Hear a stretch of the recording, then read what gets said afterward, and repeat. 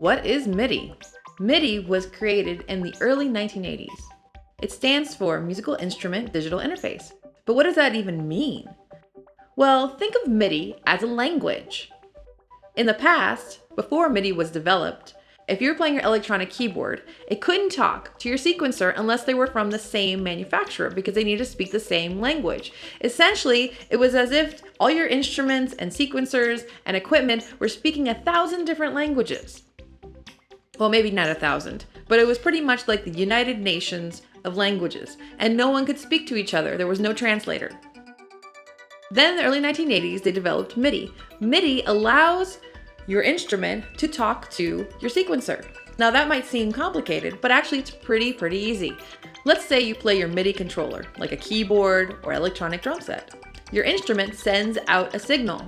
The signal travels over to a sequencer, like GarageBand or maybe Pro Tools. The sequencer receives the signal and plays back music in real time. Well, hopefully in real time. It's like a big party now. And you can continue to add sequencers and electronic drum sets and laptops. Everything understands everything. What is the future of MIDI?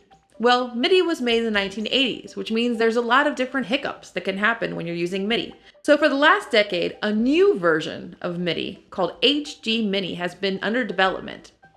However, HD MIDI is not ready for the public yet, although rumors have it that it might be rolled out in the next few years. Until then, enjoy jamming on your instrument and not having to worry about having a Tower of Babel in your recording studio.